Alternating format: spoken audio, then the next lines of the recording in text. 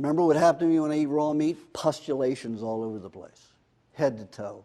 Big, gooey, ugly pustulations. So there was no way I was going to eat meat. I just couldn't cross that line with meat.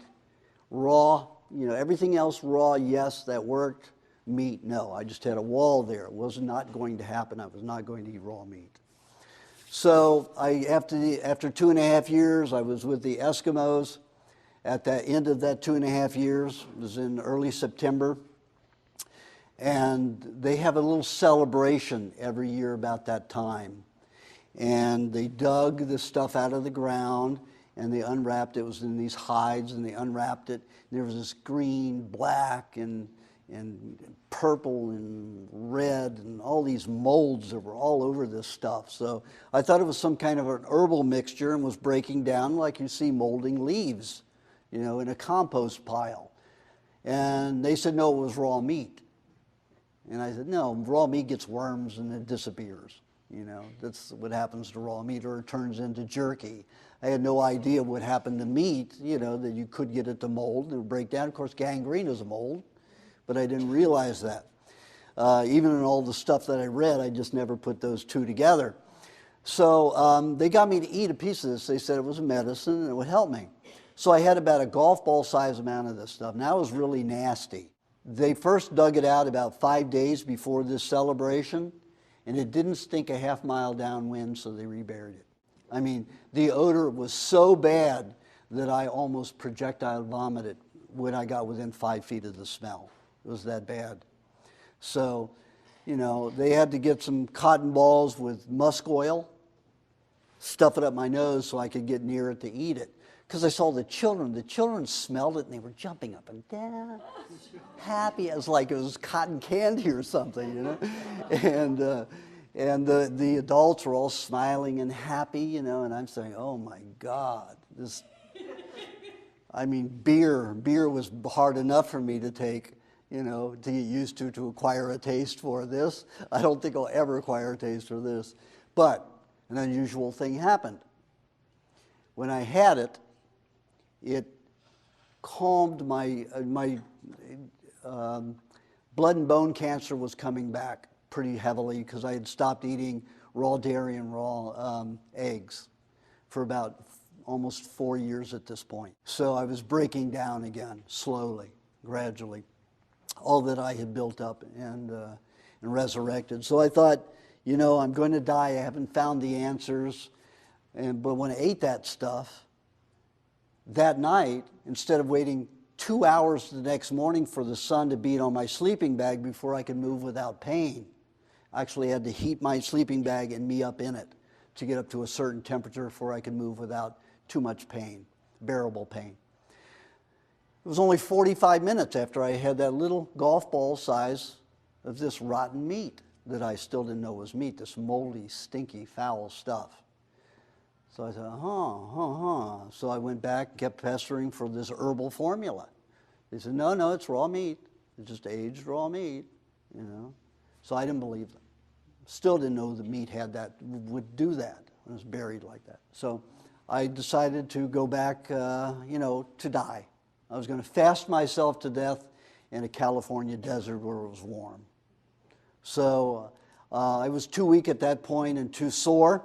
So I hopped on a freight train, bungee corded my bike to the side, and took a trip all the way from Alaska. Different trains, of course, I had to hop. Sometimes I bicycled, and sometimes I hitchhiked. And all the way down to California, just below Palm Springs. And I picked an old Indian burial ground to die in. So I started fasting myself to death, and then these coyotes would come down every night, wake me up at midnight. I don't know, they had a thing about midnight. So they would wake me up, and they sound like a bunch of crazy people, howling and screaming, and wake me up, and they'd play this game, and I realized finally the game was, I had to get a sense of where they were. So it took about almost 2 weeks. So then they hunted and brought me a jackrabbit. Jackrabbit was about a year old, so it was about 7.5 pounds. The ears were about this high. So now, I hadn't eaten meat in 6.5 years at this point. And they're offering me this rabbit, And they've got it ripped open here, and it's bleeding and warm all over my feet. And I thought, well, one of the reasons I became a diehard evangelistic vegetarian was because I didn't want to hurt animals. So here the Easter bunny was on my feet, bleeding, warm. So I had all this compassion and anxiety. Here I was a vegetarian, and here I was thinking about eating this. All of a sudden, this whole sound bite came back of when my uncle was telling my brothers and cousins when they were going hunting, they were going rabbit hunting, that if they caught a wild rabbit, they shot a wild rabbit, they had to cook it thoroughly till it was well done and burned, because they have microorganisms in them that will take over in their intestines, be extremely painful for 48 hours, and will kill you. So that played back, and I understood it, every word of it. I thought, oh, the coyotes want me to help me die quickly. So they know that they'd become my friends, and if I fast to death, it could be 45, 60 days before I die, and it's going to be miserable. I was already at 2 weeks, and it was pretty miserable. So picked up this rabbit and started pulling, grinding, and, kept coming back up. So I thought of myself back at home. My parents were there over me. Eat those vegetables. Eat those vegetables. So I went back to that place and I said, okay, I'm going to psych myself into this, cut off my taste buds, everything, and get this down. So I did it. It took about 5 minutes to do that, and then I started eating it, and I was able to eat it. And after about 15 bites, it became tasty. So I ate 3.5 pounds about of that animal. And then the coyotes shared the rest. So I was hiking back to my campsite, and I knew I was dying because I felt good. The only times that I had felt good in my life was in my near-death experiences, twice on the operating table when they had to revive me from dead, and once when I was on a recreational drug trip where I died. So, and I left the body, and I remember leaving the body, and there was no pain. And that's what I felt when I was walking back to my campsite after eating this rabbit. So I knew I was dying. Without question, I knew I was dying. I felt good. So went back to the campsite, went to sleep, woke up the next morning, and guess what? I was still in my sleeping bag. There was no white light, there was no tunnel, no nothing. I was still in the body. However, just like with the Eskimos, and this was like 3 months later, just like the Eskimos, eating that rotten meat, I only had to wait 45 minutes to get out of the sleeping bag, not 2 hours, again, with the sun beating on the sleeping bag. So I thought, well, I've still got 48 hours to go or 40 hours to go before the microbes take over my intestines and kill me. So I just drank water in that time and, meditated a lot. Waited and waited and waited. No cramping, no diarrhea, no vomiting, no nothing. 3 days go by and I say, it has to be the meat, the raw meat. Just like all 4 Indian tribes told me, raw meat is what I needed. So I ate this raw meat, this wild rabbit that's supposed to be infested with all this garbage and was supposed to kill me. Didn't do a thing but make me feel better. It made me strong. So I thought, okay, I'm going to start eating animals. So what happens, sidewinders started passing me by right at that moment. So, and I'd seen Indians, I'd seen the Indians just walk up and put their foot on the head, pick it up in front of the rattler, spin around, snap the head off.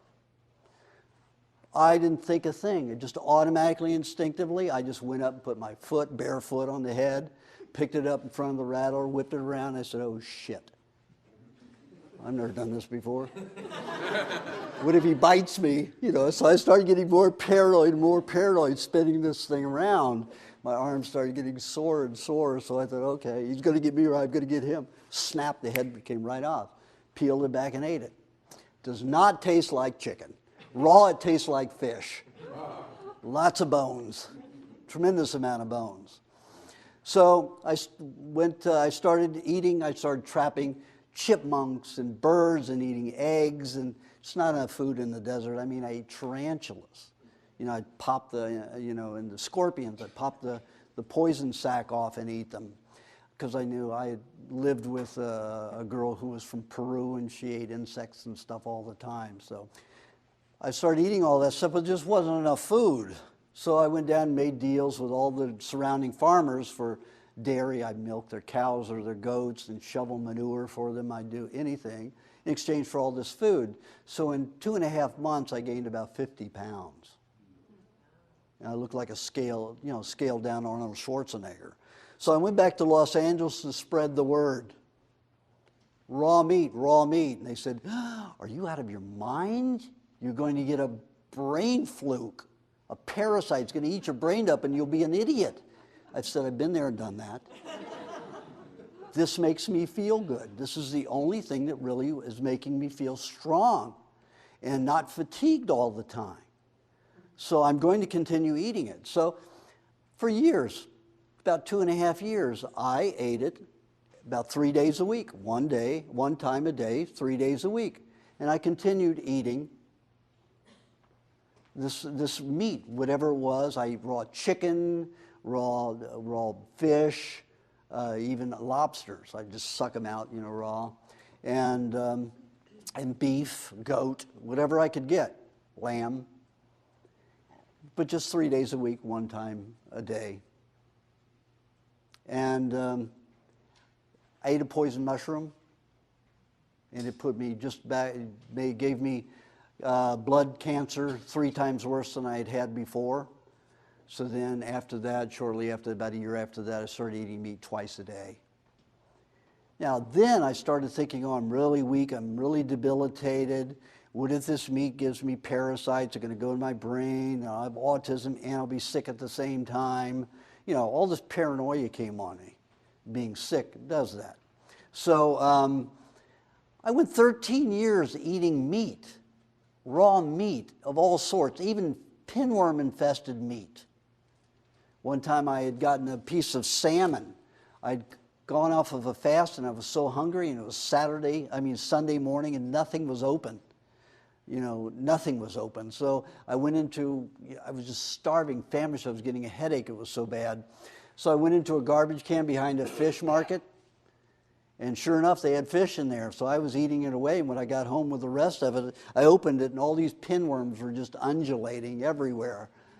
Just white and long, all through this thing. So I must have eaten a couple thousand, in that part that I eat. And then because it didn't bother me, I ate the rest of it because I was still hungry before anything opened. And I had my feces and blood checked for 10 weeks. Not one parasite. Not one parasite lived in my body.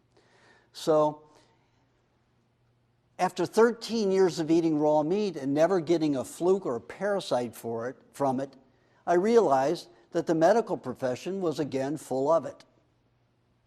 So I decided to go see these tests, these experiments they had done at the universities. So of course I was here in LA, started off at UCLA, went to Duke, Yale, Harvard, and Stanford.